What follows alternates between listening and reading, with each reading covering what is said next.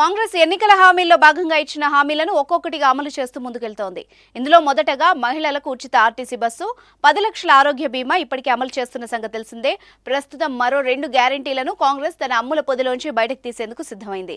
ఎందుకంటే అసెంబ్లీ సాక్షిగా తెలంగాణ గవర్నర్ తమిళసై సౌందరరాజన్ ప్రకటించడంతో ఇందుకు బలం చేకూరినట్టయింది.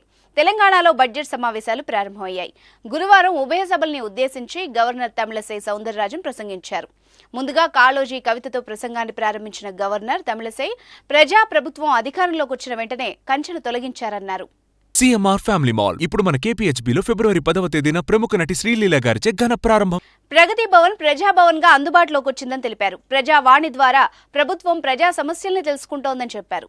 ఈ ప్రక్రియ ద్వారా 1,80,00,000 దరఖాస్తులు వచ్చాయన్న విషయాన్ని మరోసారి సభలో ప్రస్తావించారు. ఇంటర్నెట్ కనీస అవసరంగా గుర్తించి అందించే ప్రయత్నం చేస్తున్నామని చెప్పారు.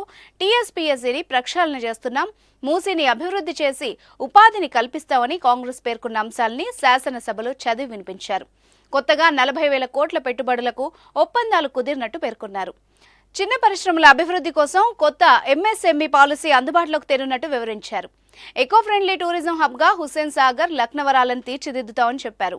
ఆర్టీసీలో ఉచిత ప్రయాణం ద్వారా మహిళలు ఇప్పటివరకు 15 కోట్ల ట్రిప్పులు ప్రయాణించినట్టు వెల్లడించారు.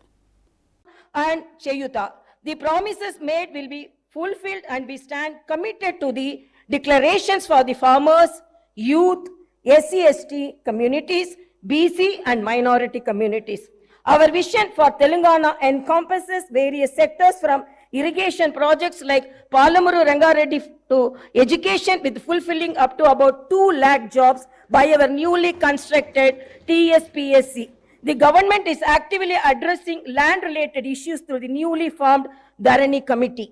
Hyderabad, our capital, is not only the seat of governance but also a source of revenue for the welfare and development of our state. We aim to revive its past glory and continue decentralizing development across the state. Our government is committed to restoring financial discipline and transparency.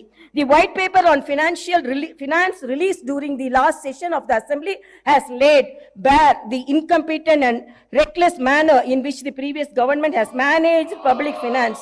The people of Telangana have handed over a rich state to the previous government, and after 10 years, they have handed over a debt-ridden state to us. The immediate challenge is to improve the state's financial situation without burdening the people. The budget gives us an opportunity to start the path of restoration. TSPSC ద్వారా 2 లక్షల ఉద్యోగాల భర్తీకి తమ ప్రభుత్వం కట్టుబడి ఉందని స్పష్టం చేశారు. మూసీ రివర్ ఫ్రంట్ అభివృద్ధి పనులను భారీ స్థాయిలో చేపడుతున్నామన్నారు.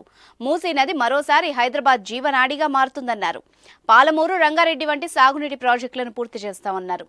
ధరణి కమిటీ ద్వారా భూ సమస్యల్ని పరిష్కరిస్తామన్నారు. దేశంలో ఆర్టిఫిషియల్ ఇంటెలిజెన్స్ కి ప్రధాన కేంద్రంగా హైదరాబాద్ ని అభివృద్ధి చేస్తామన్నారు. 50 నుంచి 100 ఎకరాల విస్తీర్ణంలో ఏఐసిటీని ఏర్పాటు చేస్తామని వెల్లడించారు. 6 గ్యారెంటీల్లో భాగంగా త్వరలో మరో 2 గ్యారెంటీలను అమలు చేస్తామని వెల్లడించారు. అర్హులకు 500కే గ్యాస్ సిలిండర్ అందజేస్తామని చెప్పారు. రైతులు, మహిళలు, యువతకు ఇచ్చిన హామీల అమలుకు కట్టుబడి ఉన్నాం.